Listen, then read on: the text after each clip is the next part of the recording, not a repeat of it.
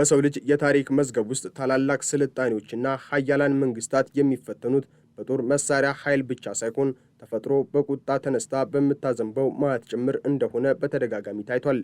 በአሁኑ ወቅት የዓለማችን የቴክኖሎጂ የወታደራዊና የኢኮኖሚ ቁንጮ የምትባለው አሜሪካ በፓስፊክ ውቅያኖስ እምብርት በምትገኘውና በቱሪስት ገነት በሆነችው ሃዋይ ግዛቷ ላይ ከሰው ልጅ ምናብ በላይ በሆነ አሰቃቂ የተፈጥሮ አደጋ እየተለበለበች ትገኛለች። ላላ የተሰኘውና በድንገት ወደ ሃሪኬንነት አድጎ ዳግም ወደ ትሮፒካል ስቶርምነት የወረደው ይህ አጋንንታዊ ማዕበል ሃዋይን ወደ ድቅድቅ ጨለማና ወደ ፍርስራሽ ክምርነት በመቀየር የሰለጠነው ዓለም በአንድ ጀንበር እንዴት ወደ ድንጋይ ዘመን ሊመለስ እንደሚችል ለዓለም ያሳየ ሰቅጣጭ ማሳያ ሆኗል። ይህ ክስተት ተራ የተፈጥሮ አደጋ ሳይሆን አሜሪካ በገዛ ግዛቷ ውስጥ ራሷን መከላከል አቅቷት የተዋረደችበትና የቴክኖሎጂ የበላይነቷ ዋጋ ያጣበት የታሪክ ጥቁር ጠባሳ ነው። የዚህ ታሪካዊ ጥፋት መነሻ በነሐሴ ወር አጋማሽ 2026 ዓ.ም የተከሰተው ያልተጠበቀ የአየር ንብረት መዛባት ነው። አሜሪካ በቢሊዮን የሚቆጠር ዶላር አፍስሳ የገነባቻቸው ዘመናዊ ከተሞች፣ ኤሌክትሪክ መሠረተ ልማቶችና ሰማይ ጠቀስ ሕንፃዎች በላላ ኃይለኛ ነፋስና የውሃ ናዳ ፊት እንደ ሸረሪት ድር ሲበጣጠሱ ማየት ሕሊናን የሚያደነዝዝ ክስተት ሆኗል። በሃዋይ ደሴቶች ላይ በአሁኑ ወቅት በመቶ ሺዎች የሚቆጠሩ ደንበኞች ወይንም መላው የደሴቲቱ ነዋሪዎች ማለት ይቻላል ያለ ኤሌክትሪክ መብራት፣ ያለ ስልክ ግንኙነትና ያለ ዘመናዊ መገናኛ ዘዴዎች በድቅድቅ ጨለማ ውስጥ ተጥለዋል።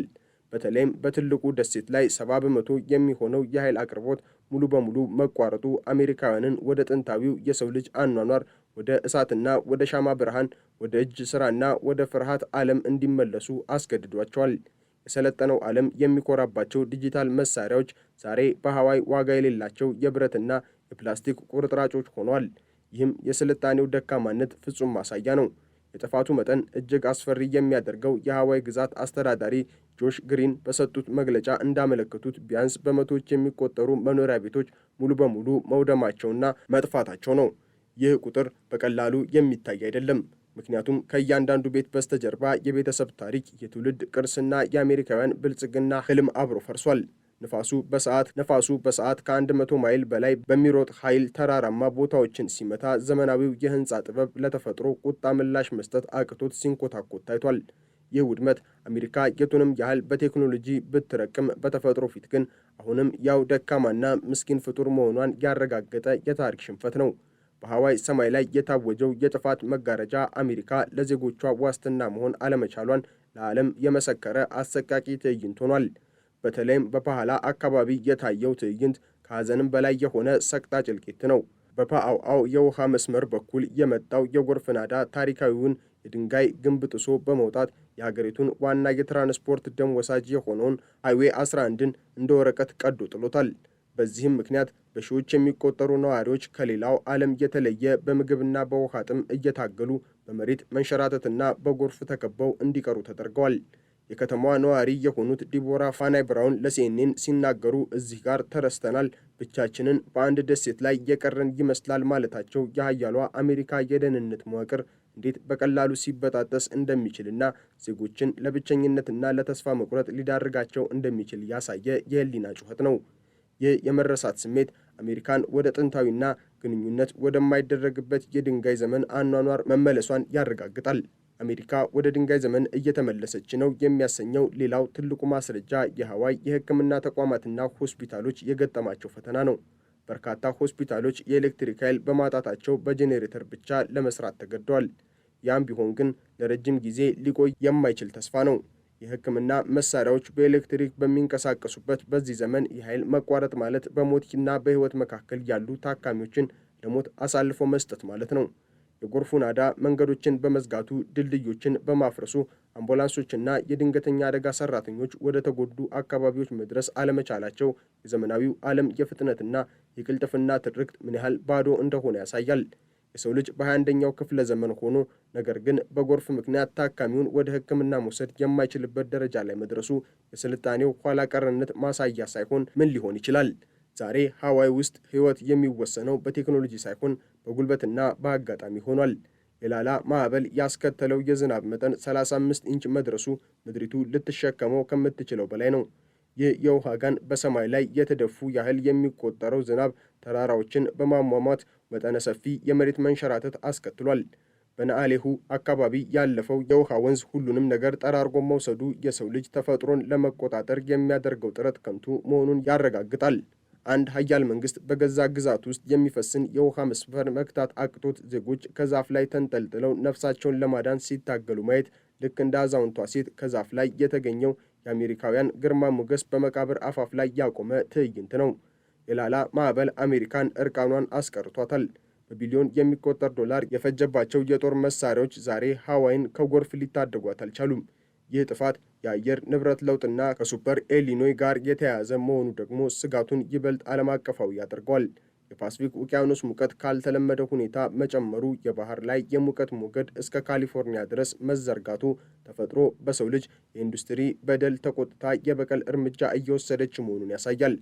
አሜሪካ ለዘመናት አካባቢን በመበከልና ለትርፍ ብቻ በመሮጥ የገነባችው ስልጣኔ ዛሬ በገዛ እጇ በለኮሰችው የሙቀት እሳት እየተቃጠለች ትገኛለች። 5 እስከ 13 የሚደርስ አውሎ ነፋሶች በዚህ ዓመት ብቻ ይጠበቃሉ መባሉ አሜሪካ ገና ብዙ የውርደትና የጥፋት ቀናትን እንደምትጋፈጥ የሚጠቁም መርዶ ነው። ተፈጥሮ በኃያልነቷ ላይ በይፋ አመፅ ስለጀመረች አሜሪካ ከዚህ በኋላ እንደ ቀድሞ መሆኗ ያበቃለት ጉዳይ ይመስላል። በመቶ ሺዎች የሚቆጠሩ ዜጎች በመጠለያዎች ውስጥ ታጉረው የምግብና የንጽህና መጠበቂያ ቁሳቁስ እጥረት እያጠቋቸው መሆኑ አሜሪካን የብልጽግና ገጽታ ገፎ አሰቃቂውን የድህነትና የደካማነት እውነታ አውጥቶታል።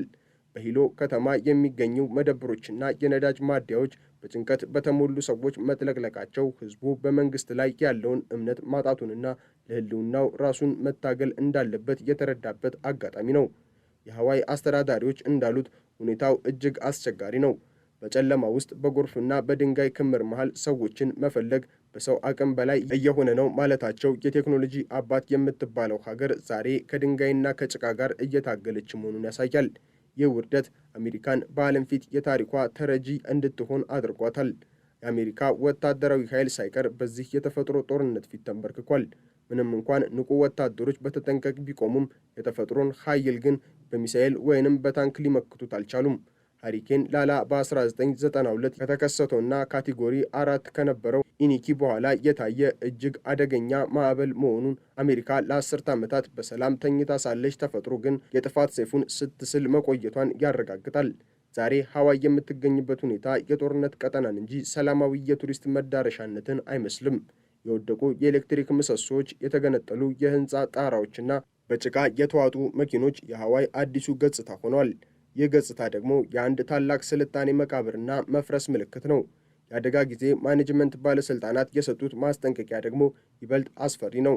ትክክለኛው እልቂት የሚጀምረው ከጥፋቱ በኋላ በሚደረገው የጽዳት ሥራ ወቅት ነው ማለታቸው አሜሪካ የደረሰባትን ጉዳት ለመጠገን የምታደርገው ጥረት ራሱ ተጨማሪ ሕይወትን ሊቀጥፍ እንደሚችል የሚጠቁም ነው።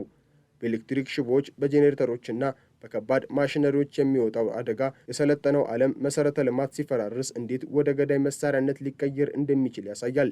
ይህ ማለት አሜሪካ በገዛ እጇ የገነባቻቸው መዋቅሮች ዛሬ የዜጎች መቃብር እየሆኑ ነው ማለት ነው።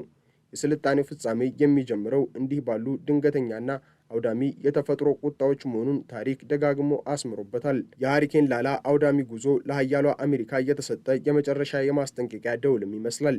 ተፈጥሮን ሕግ የጣሰና ለአካባቢ ጥበቃ ደንታ የሌለው ስልጣኔ መጨረሻው እንዲህ ያለ ሲኦላዊ ጥፋት መሆኑን ታሪክ ይመሰክራል። ሃዋይ ዛሬ በፍርስራሽ ስር ሆና ታለቅሳለች። አሜሪካም በቁስሏ ላይ አመድ ነስንሳ የጠፋውን ክብሯን ለመመለስ ትጥራለች። ነገር ግን የተፈጥሮ ቁጣ ገና አላበቃም። ማዕበሉ አሁንም በፓስፊክ ላይ የተሽከረከረ አዳዲስ ሰለባዎችን ይፈልጋል። አሜሪካ እየወደመች ነው። የጥፋት መለከቱም በነፋስ ጩኸት ውስጥ በከፍተኛ ሁኔታ እየተሰማ ይገኛል። አሜሪካ በላላ እጅ ስር ወድቃለች። ዓለምም ይህንን የታሪክ ውድቀት በድንጋጤና በዝምታ እየተመለከተች ትገኛለች። የሰው ልጅ ከዚህ ጥፋት ለመዳን ያለው ዕድል በየሰከንዱ እየጠበበ መጥቷል። ይህ አሰቃቂ ክስተት አሜሪካን ብቻ ሳይሆን መላውን ዓለም ሊያሳስብ የሚገባ ነው። የሀያሏ ሀገር መዋረድ ለሌሎች ሀገራትም ትልቅ ትምህርት ነው። ተፈጥሮን ማሸነፍ አይቻልም። ተፈጥሮን መላመድና መጠበቅ ግን የመኖር ግዴታ ነው። አሜሪካ ግን ዛሬ በዚህ ግዴታ ላይ መሸነፏ በላላ ነበልባል ውስጥ እየተለበለበች ትገኛለች። የፍርስራሹ ክምር እየጨመረ የለቅሶ ድምፅም እየገዘፈና የተስፋው ብርሃን እየደበዘዘ ባለበት በዚህ ወቅት አሜሪካ የምጽአት ቀኗን እየገጠመች መሆኑን መላው ዓለም ሊገነዘበው ይገባል። የሃዋይ ሃሪኬን የአንድ ታላቅ አገር ውድቀት ማሳያና የተፈጥሮ የበላይነት የታወጀበት ታሪካዊ አዋጅ ነው። ዛሬ በሃዋይ የታየው ድራማ መጨረሻው ሰላም ሳይሆን ምናልባትም የታላቁ የዓለም ጦርነት መጀመሪያና የሰው ልጅ ታሪክ ማጠቃለያ ሊሆን እንደሚችል መራር ሐቆች እየጠቁሙ ነው። ይህ በሃዋይ ላይ የደረሰው አደጋ የአሜሪካን የውስጥ ደካማነት ለዓለም አጋልጧል። የዜጎች ስነ ልቦና ተሰብሯል። የመኖር ተስፋቸውም ጨልሟል። የሰለጠነው ዓለም የሚኮራባቸው ስማርት ሲቲዎች ዛሬ በጭቃና በውሃ ተውጠዋል። ይህ ማለት የሰው ልጅ ስልጣኔ በመሠረቱ እጅግ ደካማና ተሰባሪ መሆኑን ያሳያል። አሜሪካ ዛሬ ያለችበት ሁኔታ የጥንቷን ባቢሎን ውድቀት እያስታወሰ ነው። በትዕቢት ሰማይ የደረሰችው ሀገር ዛሬ በመሬት ላይ በሚፈነዳ የጎርፍ ውሃ ተሸፍናለች። ይህ የታሪክ ትልቅ ትምህርት ለሁላችንም ነው። አሜሪካ ዛሬ የምጽአት ቀኗን እየገጠመች ነው። ዓለምም በድንጋጤ ትመለከታለች። ሃሪኬን ላላ አሜሪካን ወደ ድንጋይ ዘመንነት የመመለስ የጥፋት መለከት ነው። በኤሌክትሪክ የሚሰሩ መኪኖች ዛሬ በጭቃ ውስጥ ተዘፍቀዋል። በሳተላይት የሚመሩ ስልኮች ዛሬ ዲዳ ሆነዋል። በአየር ማቀዝቀዣ የታጀቡ ቤቶች ዛሬ ወደ መቃብርነት ተለውጧል። ይህ የኃያልነት ውድቀት የአንድ ዘመን ማብቂያ ምልክት ነው። ተፈጥሮ አሁን በዓለም የታሪክ አቅጣጫን እየቀየረች ነው። አሜሪካ ግን በገዛ እጇ የለኮሰችው እሳት አሁን የራሷን የግርማ ልብስ እያለበሳት ይገኛል። የጥፋት መለከቱ እየተነፋ ይገኛል። የሰው ልጅ ከዚህ ጥፋት ለመዳን ያለው ዕድል በየሰከንዱ እየጠበበ መጥቷል። ዛሬ በሃዋይ የታየው ድራማ መጨረሻው ሰላም ሳይሆን የምጽአት ቀን መጀመሪያ እንደሆነ የታሪክ መራር ሐቆች እየጠቆሙ ነው። አሜሪካ ዛሬ በይፋ የጥፋት መንገድን ጀምራለች። የሰው ልጅ ካልተመለሰ ከዚህ እሳት የሚተርፍ ምንም ነገር አይኖርም።